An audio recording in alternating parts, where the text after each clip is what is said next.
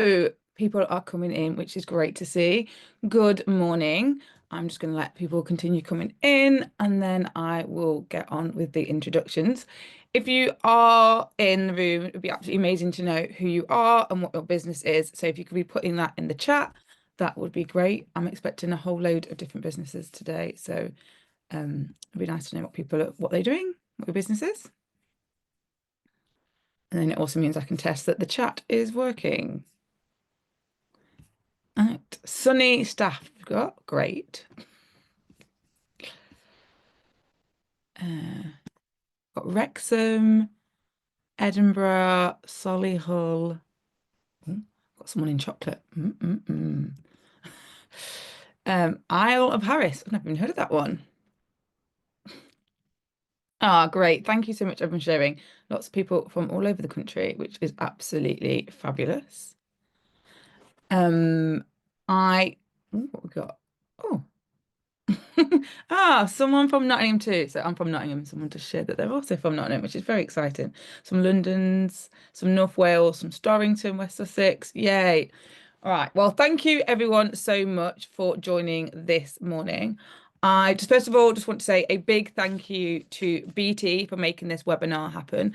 Without BT, we wouldn't be able to do this series with Small Business Britain. So thank you very much. And I am going to go into today's webinar, which is called Spring into Sales. So just give me a moment. I'm going to pull up my screen, and if someone can confirm you can see it, that would be absolutely fabulous. So let me just share and view. Oh, no, I can't see.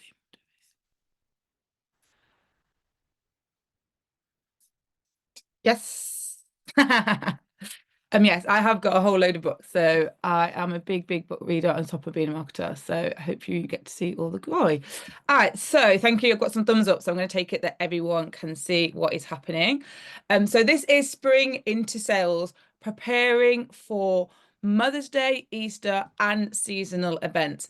And also all of the things I'm going to be talking about today can be applied to any other seasonal activity, any other awareness day, anything else that in the future, in the rest of the year, is important to your business. So if you've never met me before, you never come across me, my name is Sherelle Griffith and I am based in Nottingham, as I mentioned earlier, because someone else in Nottingham. I am a business growth and marketing strategist. I have over 10 years of professional marketing experience.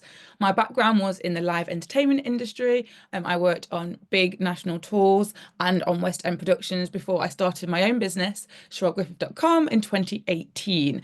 I became a chartered marketer in 2020. So I'm definitely someone who really combines strategy, but because I specialize in helping solo and micro business owners, I really think about what is possible for someone by themselves or someone with a very small team to do. And I have won multiple awards, both for marketing and for blogging, and I've been featured in lots of publications. So you are in great hands today to talk about sales. It's spring into sales. I don't know which way around it is, but we are going to talk about how to plan and optimize your seasonal marketing campaigns. And marketing campaigns get me super excited. I know it's something not lots of people always do.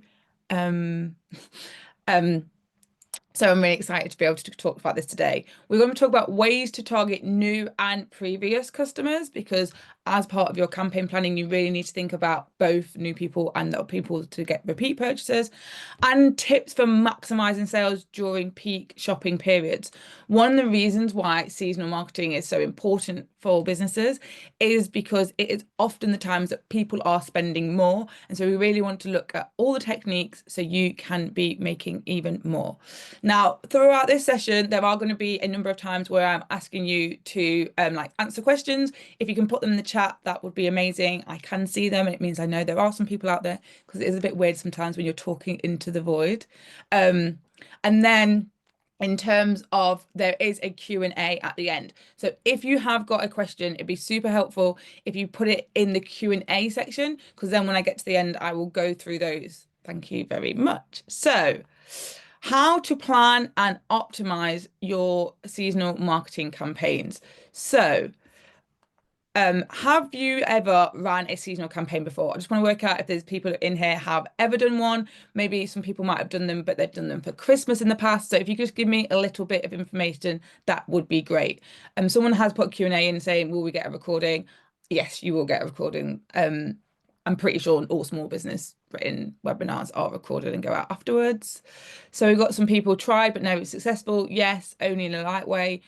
Christmas and autumn, Christmas, which is what I was expecting, sort of, but I've winged it. Yes, great, a nice little mixture, and that's fine. And I expected, if anything, people have done more seasonal campaigns during Christmas, so that is not surprising. So it's nice to be able to think about how we can do seasonal campaigns at a different time of the year.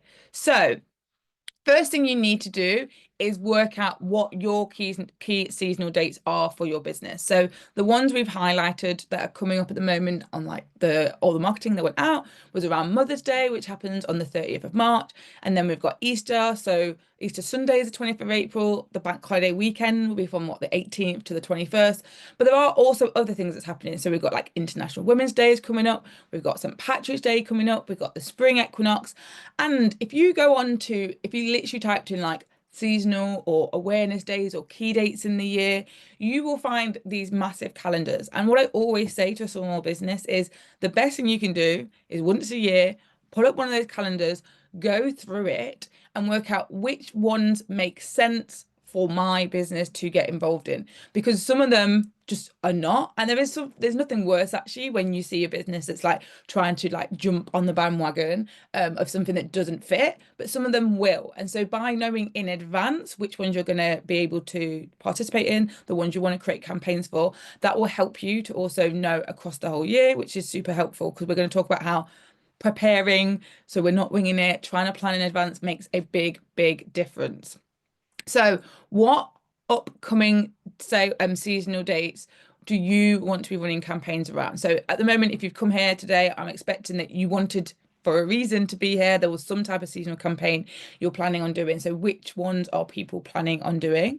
I don't really specifically in this webinar talk about any of them specifically, but like the techniques are applied across everything, but I would just wanted to see. So we've got some Mother's Day, Easter, International Women's Day, Mother's Day. Okay. So yeah, we've got a nice mix of people. Mother's Day, Father's Day.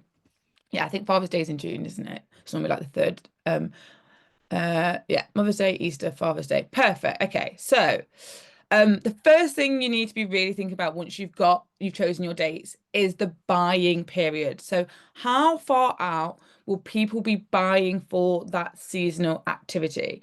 So the difference for many seasonal campaigns, if you've only done Christmas before versus doing now, is the fact that Christmas usually has people buying and preparing further in advance than possibly people are for Mother's Day, for Father's Day, for International Women's Day, for all those types of things. People aren't going to be normally planning quite as far out.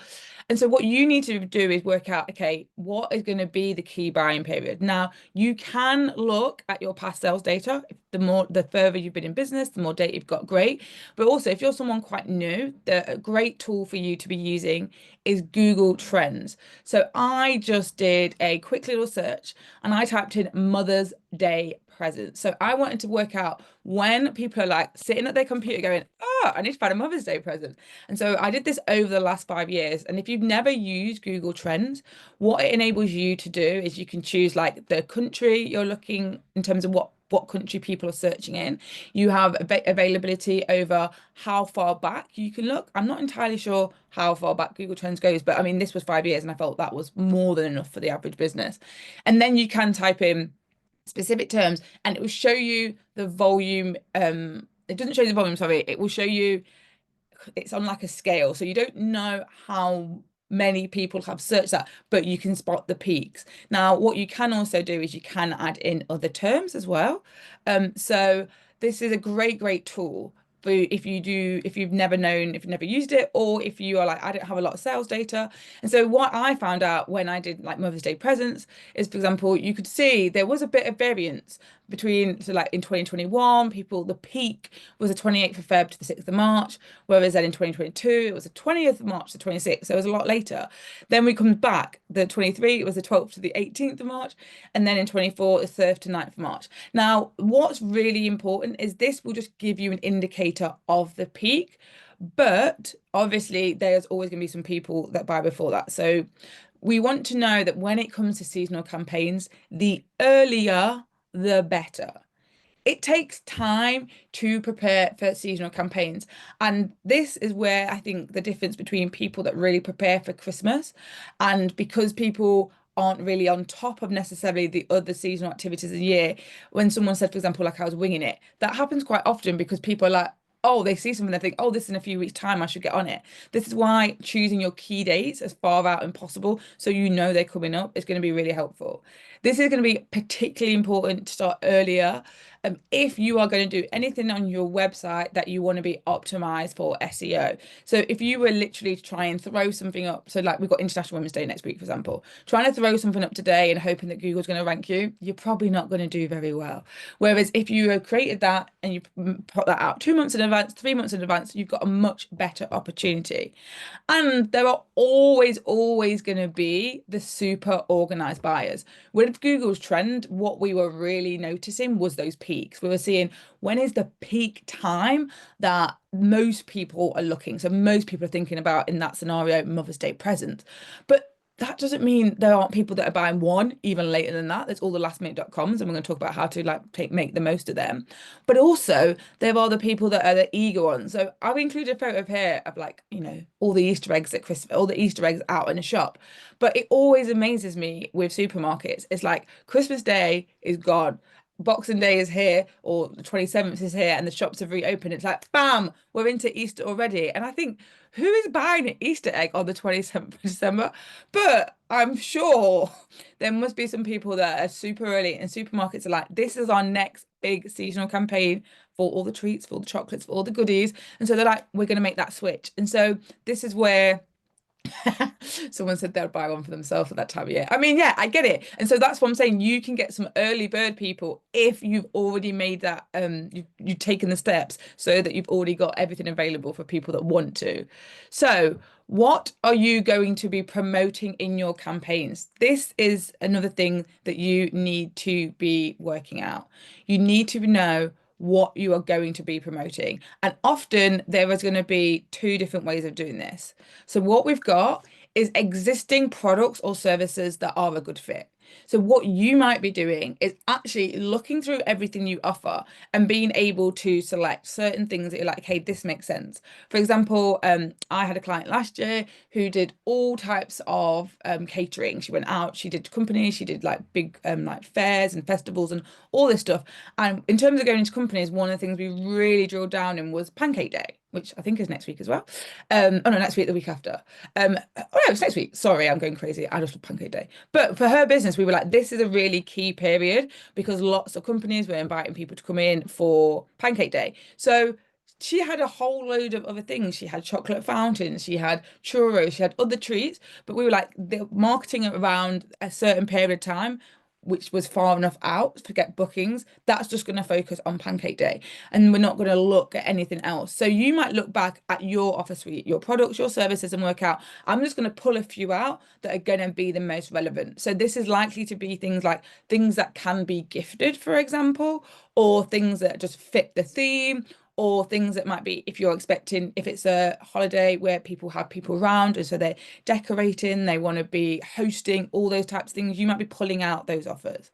Now, the other thing you could be doing is specifically creating and launching something. So you might actually be like, no, I'm going to be bringing out a whole new range, for example, for that season. And so that is going to be a very different because you're not necessarily going to currently have all that information, already have those things on your website, etc. So it's really important to be like, okay, what am I going to be selling? What's going to be the promotional focus? Then you need to be looking at what are your marketing channels. So some possible marketing channels you might be using are like your website, often this obviously is where most people are going to be buying. So you want to make sure you've optimized that for your seasonal campaigns. You might be doing paid advertising. This could be on like a social media platform. This could be using a search engine. This could be where you specifically are putting advertising in another website that you know is going to be great for your ideal client or customer. Email marketing. I'm going to talk more about email marketing, but that's definitely one, like you definitely should be using that as part of your seasonal campaigns. You might be doing some print advertising. You might be printing stuff out. You might be doing local stuff. You might be doing flyers. You might be doing posters. All these things still exist. Social media, partnerships, press, and and SMS and WhatsApp. So what marketing channels are you planning on using? For most small businesses, this usually ends up being what you're already using, but it might be you don't decide to use everything. So if you could just put in the chat what you're going to be using, that would be fabulous. That would just enable me to get an idea of what marketing channels people use. Email and social, social web, social email. Oh, bit of direct mail. Yes. WhatsApp and Instagram. Oh, excited to see someone doing WhatsApp. Pinterest page, website, email, social. Yeah, as I expected, a very heavy website, social, and a bit of email. Mm, okay. Fabulous. Oh, got a little blog in there. Yay. So the seasonal marketing tool so many businesses don't make the most of is the seasonal landing page. If there is anything I would say that for anyone who wants to do a seasonal campaign this year, but also for anything that is a long term, this is going to keep on happening in your business. This is something super important. Making a seasonal landing page is so powerful because this will become the central point of all your marketing. And why that is great for you is it means no matter what you're doing, for example, lots of people mentioned that they're going on social. Actually, rather than having all the time thinking, okay, I'm promoting this one thing today and I drive people to that page, or this one tomorrow and I drive people there, you're like, actually, I can put everything in one place and or everything is sending people to that point. This is also great if you do any type of advertising. It's great if you want to be making a QR code because you can just drive people to that seasonal landing page. This is also where you can make that page optimize for search. And I'll talk about that with the next example on the next slide. And this is where I'm saying if you are someone like this seasonal activity, this awareness day is super important for my business. Once you've built that, you can then just be updating every year. It's probably already having a good performance. It's probably already recognized by search engines. So making it now it's like so much better. And then it can feature all of what you are promoting during your seasonal campaign, or it can be directing people out. So this also depends on the volume of things you're selling. So sometimes it might be, as I said, if you had like a new range that you were bringing out, it might be that's all on there. Or if you've only got a few things, like if you've made some type of like gift guide, that would go on there. But if you're someone that's like, actually, my business is like, I don't know, it could be that there's so many things that are relevant. It might be just you have the seasonal landing page to be driving people to, and it has some information there, but then you direct people out. So here is an example. So this is what I want to talk about. So I just found this example by actually typing in like Easter. And this that John Lewis, I don't know if they're .com or .co.uk, but it was actually like John Lewis, whatever the end of their website is, / Easter. And what you can see here is obviously John Lewis has a lot of things someone could buy around Easter. So they've made it very clear at the top of the page, like Easter decorations, Easter tableware, Easter eggs, Easter chocolate, Easter cards, Easter crafts. So they've made it so that if you land on there and you already know what you're looking for. So if you're someone that's hosting, you're like, fine, actually, I just need to look at decorating or tableware. Or if you were going to like buy some treats, you're like, okay, I want the Easter eggs or I want the chocolate. If you want to send out some cards, you're like cards, you're like, no, I'm going to have people over. Or I've got children, I want to do crafts, you're like crafts. So then you are, as I said, this is an example of where you've got so much, you can't have everything in one place, but you're making it easy for people. And I'm sure that this page they've had for years and they just update it every single year. And one of the other things I wanted to just pull out was like on the side, they have like Easter gifts for kids, Easter gifts for adults. Again, if you're anyone that's like gifting, it could be that you have categories that are around like for children under this age, or it might be that you split it via genders, or it might be that you're like cards, Easter cards for children, Easter cards for family, Easter cards for friends, whatever. But think about how if you've got a broad season that you can be doing lots of them. Someone just asked, do you have different seasonal landing pages for each season? Yes. So the whole point of having a seasonal landing page is that it's specifically for that season, and therefore that all of the information makes sense for that season. That's why then you can run all your advertising, all your marketing to it. And as I said, like, in the long term, you can be trying to optimize it for search. And it might be there is overlap. So it might be actually if you are making your first seasonal landing page, you like it might be, let's say you're doing it for Easter, because that's the one that's the biggest probably one that's coming up. It might be that you make it, and then because you pulled out things, or maybe it's actually, let's change that. Let's say you did it for Mother's Day, just because it's a gifting example. If you did a Mother's Day landing page and you've got all the good things there that for you think could be nice gifts, then it could be then when you come around to say trying to do something like for Christmas, you might just duplicate that page, but and then you edit it, because now you're like, actually, I'm going to add in gifts that could be for fathers, or could be for family, and could be for parents, and children, could be for friends. And so then you build it out. And so it doesn't mean there won't be some duplication on your seasonal campaigns. Like the likelihood is some of the things, like if you're someone that is selling stuff that's for hosting, it's like any of the events across the year where people might host, they're going to be crossover. But it should be that when people land on that sales page, that landing page, everything feels like it's perfect for that season. I hope that makes some sense. Um, and yes, someone asked, is a landing page on your website? So yes, a landing page, a seasonal landing page would be on your website. So it's just having another page on your website, but it's one that's absolutely dedicated to this season. So you're just creating a new page. So you should be able to do that on any whatever software you're using to build your websites or run your websites on. And then what you need to be looking at, we spoke about having our channels, we've now got this great landing page, is like you need to plot the timing of when activity will be happening across your marketing channels. So usually there is going to be a bit of a phased approach. So there is going to be things like the landing page, for example, if you to go down that route, that's going to go up. I would usually be saying you're going to be like sending out some emails fairly early, so that you're like, for the early birds, you're going to be getting that out, but then they're going to continue all the way up until we've got all the last minute campaign. And usually what I would see when I do integrated campaigns for people is like, yeah, there is that flurry of activity that's around like the beginning, and they like, we're announcing what's happening and we're getting things out and letting people know. And then there's probably like a little bit of a lull. And then as you can see on this, then at the end, it's like everything like builds up, because then you get into that peak buying period, and then we get into the lastminute.com people. And by having an actual campaign like mapped out like this, and obviously you can use like any software, you can use Asana, you can use Trello, you can use whatever project management software you use. Like I'm a Gantt person, so I always just make a little Excel spreadsheet. That's just the way I've always done it. But the point is to be able to see how everything comes together. And this is why it's important, because one, if you are having to do all this, or you're trying to like, you've just got like one social media manager or one like junior marketing assistant or something like that, you need to make sure like the feasibility. And also it probably means, how is this running alongside your marketing that you normally do? So if you've got a regular rhythm, it might be for integrated campaigns, you're putting things on top. And so really understanding the volume of what you're going to be trying to create, because normally the best way to do this is going to be to try and like batch create as much as possible. Like if you're going to run ads, you want to like get them ready to go. So it's not that in the peak of the moment when you're probably the busiest, that also you're trying to do everything. So that is all things on like trying to get your campaigns together. I'm just gonna have a little quick drink. Mm.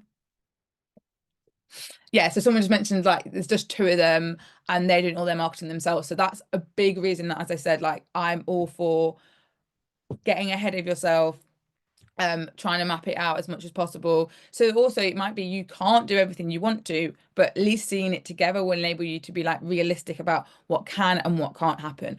And the beauty of doing seasonal campaigns is, whilst right now it might be you can't do everything, this will build up year after year. And so actually by also like tracking what you're doing and what's going out, you're going to be making it easier for yourself in future years. Um, so next thing is targeting buyers. So there's two types of buyers when we're looking at doing our seasonal campaigns we can go for. We've got new ones And then we have got previous ones.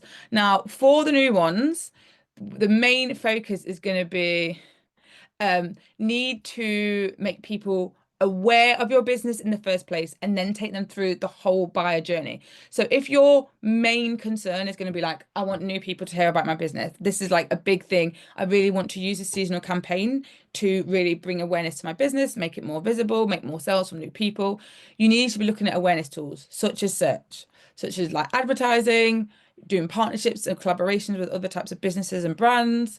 You might be looking at doing some PR and social media. Now, I put an asterisk next to social media because not all social media is going to bring in new people. Social media that brings in new people is specific things like you getting people to tag someone else. So the person they tag could possibly new.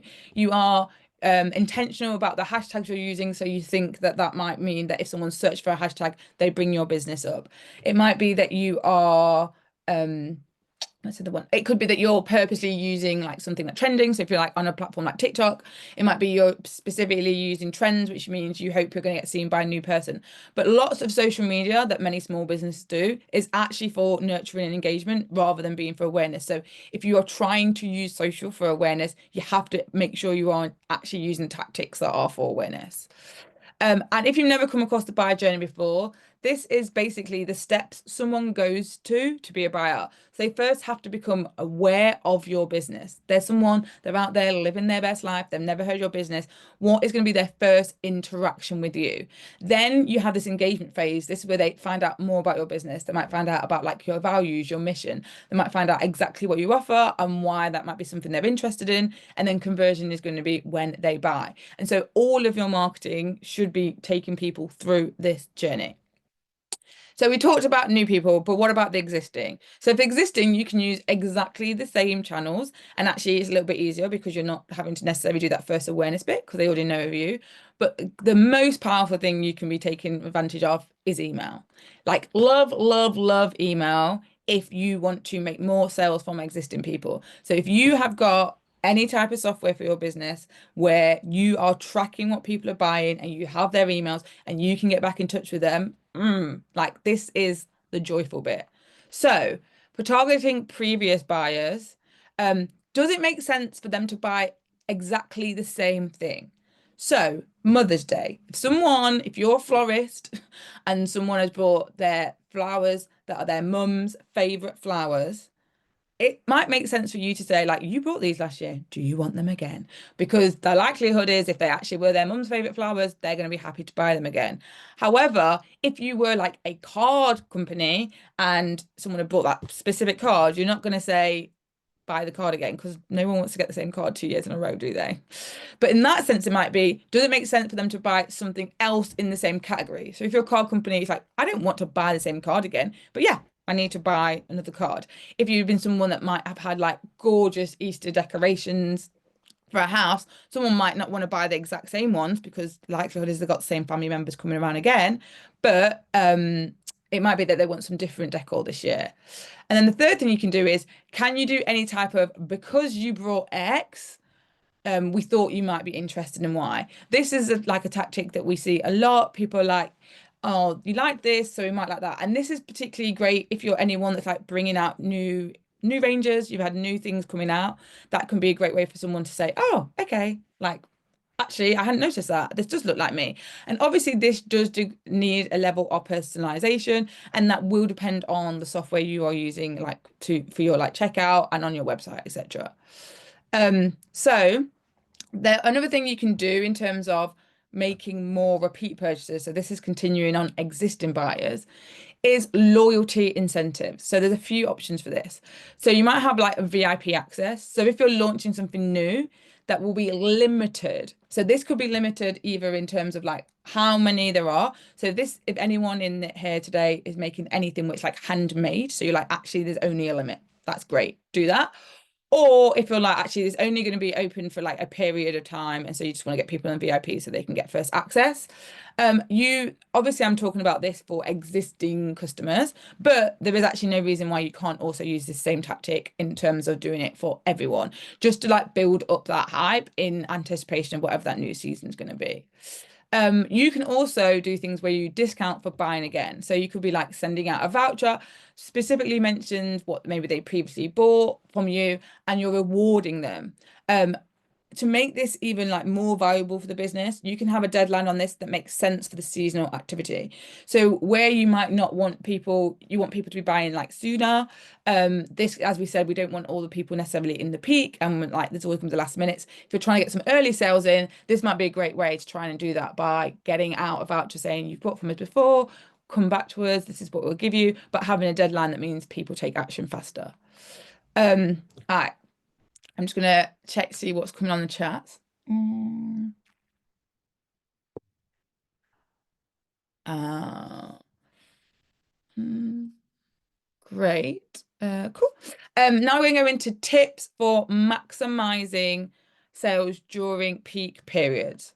So, creating urgency and encouraging action. You could do exclusive deals with deadlines. So this works well when it's limited based on either time or quantity. You want to be making it clear the deal will last for X amount of time or till X are sold. And for this type of thing to happen, you want to make sure you are building up awareness in advance. So this is one sometimes it can be, for example, really well combined with like the wait list stuff I was talking about. Basically, you're making people be like, oh, they're going to be doing this, so I need to pay attention on that day. Like an email is going to be coming out. If I don't go in that time, I'm going to miss it. Now, obviously, the big business example of this is Amazon with their like deals a day. You know, you go on, it's only going to be there for a day, then it's gone. That is it. And so but they send out emails in advance so people are aware of it. It drives all that traffic. Again, this is really great in terms of anything that's trying to push early sales in your business. So this is going to be increasingly important for people that are like, actually, I I'm not able to make enough of the peak at the moment because so much happens at the same time that I get to the point where like I'm limited. I'm at full capacity. But like we can't pack anything else. I can't deliver any more services. There's nothing else I can do. But what you're doing in this instance is trying to use your seasonal campaign to get some activity earlier along.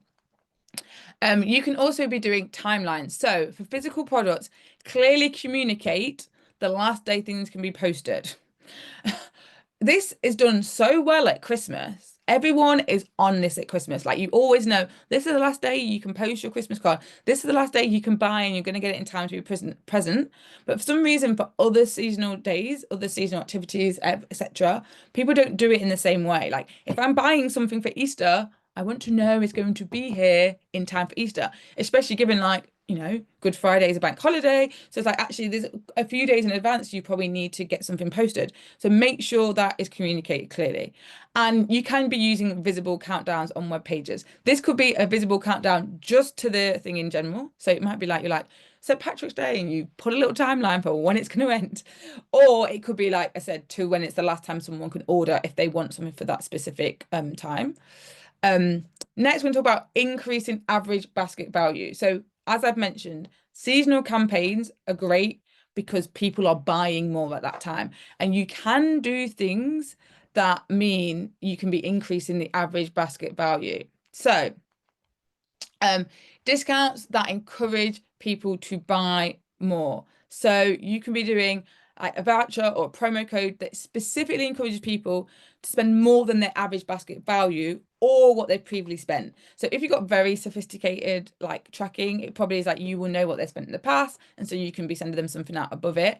If you're a bit more basic, the easiest way is going to be just to look at your average basket value. So what do people normally spend at Easter or Mother's Day, etc., and then just make a voucher that's going to be you're pushing them to spend a bit more, and then you're giving that voucher off. This will just encourage people. And again, you can also use a deadline if you want to try and make those sales come into your business earlier.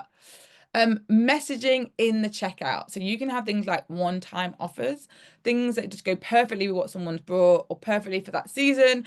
And you're like, this isn't normally available, but it's here. This is one that often is used like more in services and products. I know someone mentioned like what can services do. One-time offers is a very, very common thing more in the service world than products necessarily. You might have also check out things like you might also like. So this can be something where just because of the season, you just choose a few things specifically. They're like, we're just going to push this because we're like, this matches the seasonal campaign. So you don't, it probably isn't even like you might also like based on anything else in terms of like, you're not actually doing that level of personalization, but you're just sending it out.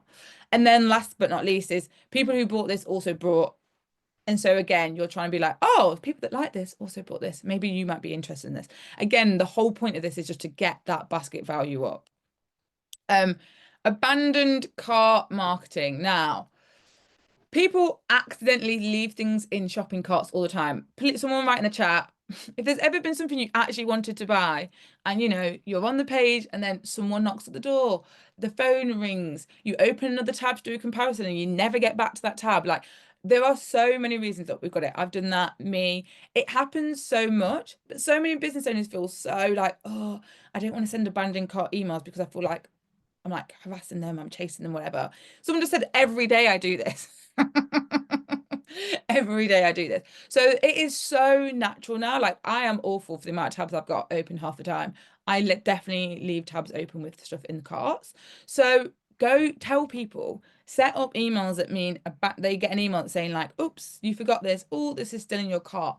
This is probably the easiest way to make more sales with very little resource because once you've got that set up in your email marketing software, it will run on autopilot. You're not doing anything else. You sit down once, you create it, done. But this is people that were interested enough to go all the way through buying and getting through to the cart. So they're the people that are going to be the easiest to convert. Someone just said, I would say 50% of the time I go back and buy the things I forgot about. So if you haven't got abandoned cart, get this set up. And this isn't just useful for seasonal campaigns. This is useful for like the whole year, the whole business. You want to be really making sure that you are optimizing the checkout experience. So making sure your checkout is mobile friendly. It's quite common that actually, even though people might have mobile friendly websites, sometimes their checkouts aren't as much. If you are a small business, like try and actually go through your checkout. Go through it on your phone. If you're an Android user, go find someone that's got an Apple phone. If you're Apple, go find someone that's got an Android. Like actually, one of the biggest problems is so many people are checking on their phone and therefore it's not working on like someone else's type of phone. And obviously we can't check on every single one, but at least as a basic, try and just like do it on a few different ones. Clear information about delivery costs. There's nothing worse than you get through all the end and then all of a sudden someone gets this delivery cost on the end. That's why a lot of abandoned carts happen sometimes because then people are like, oh, I didn't expect it to be that much. And then they go and look somewhere else. So like be upfront about your delivery costs. Make the shipping and return policies easy to check. Return, again, shipping is really important because if people are buying for like presents, people want to know. Return policy is important because again, if people are buying the presents, they want to know if someone doesn't like it, what's the policy? And having multiple payment options. Now, I am super late to the game, and only recently have I finally added Apple Pay to my phone. But now I find it really frustrating if I can't pay an Apple Pay. I'm like, why have they not got it? So have you given as many options as you possibly can? You might not go for all of them, but the likelihood is you are going to be losing out on money. So if you're optimizing your checkout experience, that is something to be considering. And then the last chance. The campaign is not over until literally that last very moment when either it's the last day you can post something out or it's literally like the day the thing is happening. So for the last minute people, continue your marketing till the last possible moment. So many people feel like, oh, it's a few days out now, there's no point. Some people are so behind. Some people are so behind. I mean, I think the classic example is I saw so many TikToks that were showing like the amount of people trying to find a Valentine's Day card on Valentine's Day this year. It's like the shops have already gone. Like they're on to Easter now, but people are scrambling trying to find a Valentine's card. There'll always be lastminute.com people. For lastminute.com marketing, email, SMS, WhatsApp, all these ones are super useful for people to get something, they see it, they click on it, they're going to buy.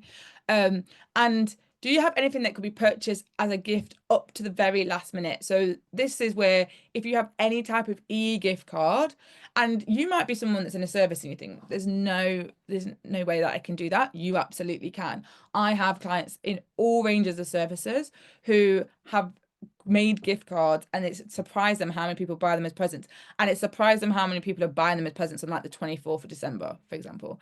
People, when it comes to the last minute, will buy whatever because they're in an absolute panic. So to recap, we've looked at how to plan and optimize your seasonal marketing, ways to target new and previous customers, and then tips for maximizing sales during a peak period. So, what has been your biggest takeaway? We have covered a lot. It was a lot. Small Business Britain always tries to make jam-packed webinars, but what has been your biggest takeaway? Oh, someone just said most of their someone had asked about do people make sales from WhatsApp, and someone said most of my sales come from WhatsApp messages to existing customers. So if you've not tried it, don't put it off. I personally hate WhatsApp marketing and will block anyone. Fair enough. This is the thing with all types of marketing. Some people are going to hate it, some people are going to love it. It's always going to be the way. You're never going to keep everyone happy. So landing pages, Google Trends. I thought that was going to be one. Landing page, Google integrated campaigns, abandoned carts, fabulous. Seasonal, great. And then what I would absolutely love just before going to Q&A is what is the first thing you're going to start implementing from what you've learned? Because I covered a lot and I know that most people here are doing their marketing by themselves. They've got a very small team, resources are tight. You can't do everything. So I'm like, what is the first thing you're like, okay, this is one thing I am committing to actually doing. Seasonal landing page, abandoned cart, go and look at other campaigns, seasonal landing page, landing page, landing page. Oh, I'm going to see so many seasonal landing pages. It's going to be fabulous. So I have creating a website, finding websites that's optimized. Yay. Oh, someone's going to add Apple Pay. Exciting. All right. So landing page, planning the seasonal events. Got lots of people taking lots of action, which is so great to hear. So if you do make a seasonal landing page, send it my way. So this is me. You can find me on LinkedIn and Instagram. I am Sherelle Griffith on both of those. And obviously I also do have a website. Just so you know, I work predominantly with online service-based business owners, but anyone that makes a seasonal campaign page off the back of today, I would absolutely love you to send me the link so I can check it out. Who knows, I might buy something for Easter or for my mum, who knows. So we are going to do Q&A now. So I'm going to stop my share. And I am going to check out the questions because I saw them all popping up. So will we get a recording? Yes, you will get a recording. So done that. You can only run sales after your prices have been set for a period of time. I'm worried about getting that wrong. Can you help with the rules and laws around this? Sorry, Lisa, this is definitely something like pricing for, I know what you mean, but I absolutely am not up to date with that legislation. But it should be something you can find out fairly like easily because it's like a rule, it's a law about how long it needs to be.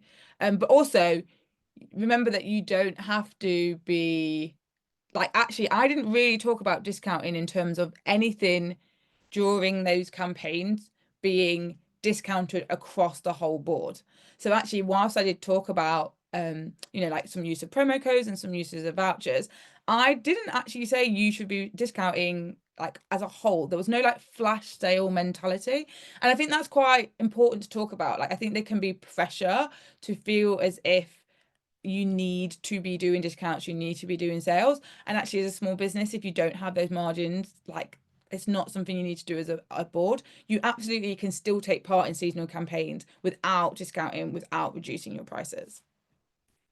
Cool. Is Google Trends free to use? Yes, it is. If you literally type in Google Trends, it will come up and you can do searches and it's absolutely free.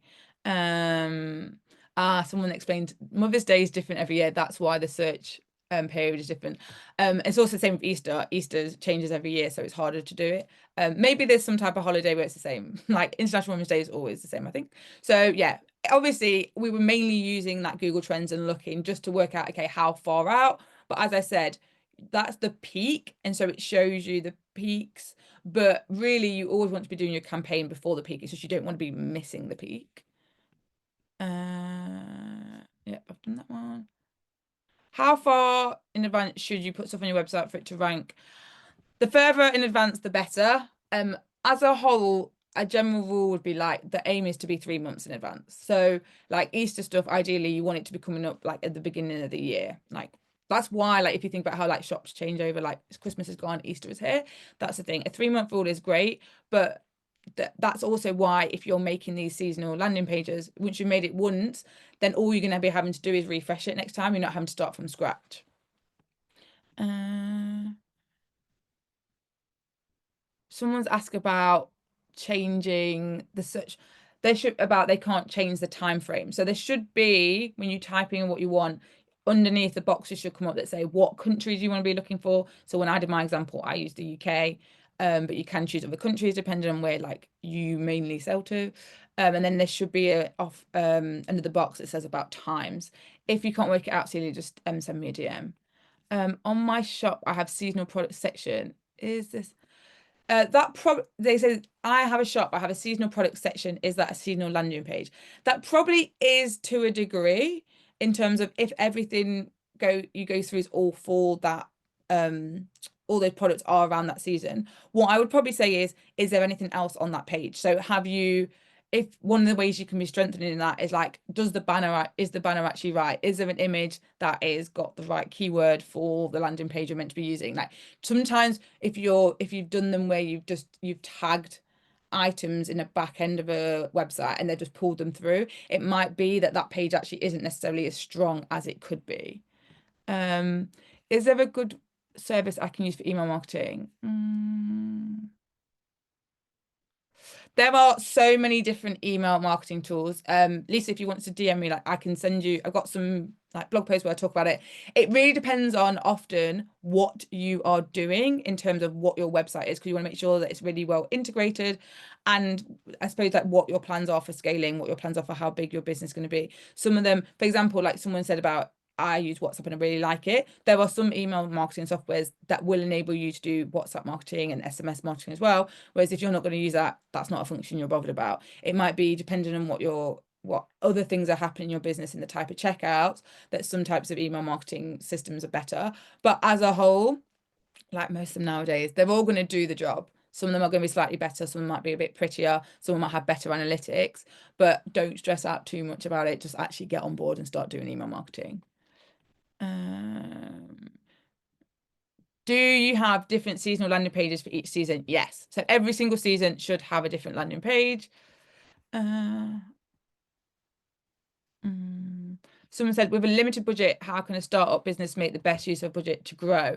So landing pages, you should already have a website. So that's not really going to be budget wise. It's not really costing that much. If you're doing, obviously, I'm assuming you'll be doing marketing that's more organic. So you might be doing like you're doing social media at the moment, you're doing email.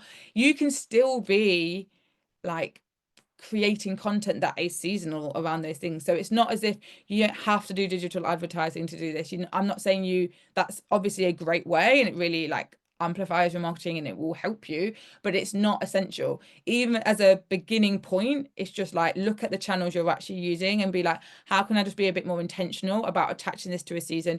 Even if that campaign's short, like you might just be like for 2 weeks or 3 weeks, you're deciding to like run a campaign on that. That's absolutely fine.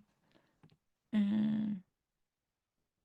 So if you started a website and you don't have active customers, what should you do? So in that case, obviously, like I spoke about what to do for newer customers, what to do existing. If you don't have any, obviously your biggest thing is going to be right now, you've got to take people through the whole buyer journey. Awareness. You need to be looking at how can you be getting your business in front of new people. So as I said, it's things like yeah, you want to be doing advertising. If you're using social media, are you actually using those tactics that offer awareness?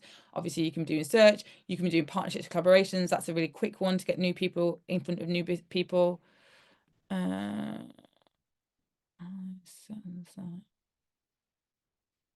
Someone says, I love the idea of seeing landing page, but don't understand how they sit on the site. Where are the menus? Can you have several live at once? So they can all be live at once. Now, in terms of like menu feature, etc. So it might be that you might have like when people used to have a banner that would come up like above, like near your top bar. It might be that you add that in. It might be that you have like I have quite often on my website, in my top menu, I can have a button. So it might be if was doing a seasonal landing campaign, I might change my button to be featuring that. It could be, for example, if you might have a pop-up at the time that talks about it. And it might be that it's not necessarily, you could be like on your homepage, you actually have a, like when people used to just have a box that would lead people through. So it's like, we know that spring is coming up. We know that Mother's Day is coming up. If that's what you're looking for, you drive people through. So yeah, you don't need to feature them all the time, but once you've made them live, they would stay live. And so it'd just be about you making the decision about like what to put on your homepage or what. And even if you don't put it on your homepage, it can absolutely be like you use your landing page just for all your marketing. It's just you're driving everyone there. And it might be that you don't actually really feature it on your website. I'm not saying that's good practice, but I'm just saying like people do it that way. Uh, Someone says, how would you phrase a last minute gift e-voucher on your marketing? And would you send it to everyone? Um, I mean, I think the thing about with gifts, the last minute ones, is you could probably do some very like tongue-in-cheek stuff about like left it to the last minute. Here's the things that you can still get from us to make your mum happy tomorrow, for example. Like, I think it's about being a bit like probably being a bit cheeky about it, being like, oh, you've left it, here's the options. Also, that doesn't stop you if you're doing something a week out, for example, and you're like, well, some of the physical things could still get out. You could be talking about, okay, like there's 1 week to go. You make it very clear about this is the last time to get things that you want to get posted. But it's like, even if you miss this or like saw this email too late, and then you could also include about, okay, well, these are options that are still available to you. Um, what else we got? For landing pages, is using a tag page in WooCommerce the right way to do it? I'm not sure, Tash. Sorry about that. I'm definitely not a WooCommerce expert. Um, mm, Someone said some of these, most of these examples are selling products. Can you give examples of services for B2B? Now, if you're B2B, there's a difference between services. So the client that I had where I talked about, like she does for what do you call it?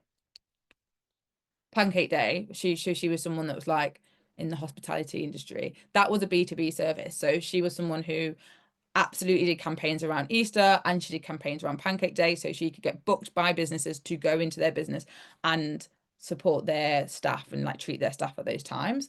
The thing that's going to be different for that is the lead-in time. So for B2B, the lateral lead-in times, she was getting booked up further in advance because she knew she was going to have to go in. Now, that didn't mean she didn't get last-minute people trying to contact her. She absolutely got people panic booking and being like, oh, it's Easter next week and we're not got anything for our staff.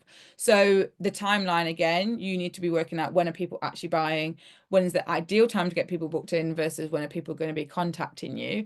And it might be that like I gave a lot of examples that were more like product based because it's normally a bit more leaning towards products, but that doesn't mean you have to work out which ones actually make sense for you. So maybe for the question for you is, as I said, when you go through all of those awareness days, which ones make sense? Like it might be as a B2B business talking about Easter really doesn't make that sense.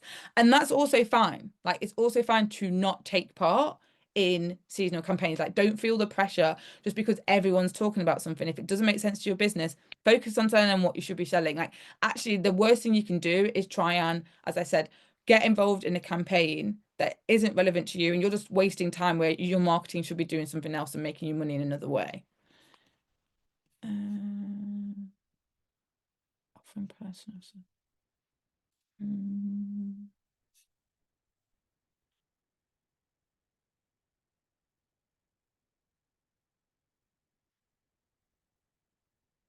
There are a lot of questions. I'm definitely not going to be able to get through all of them. Um, emails for newsletter.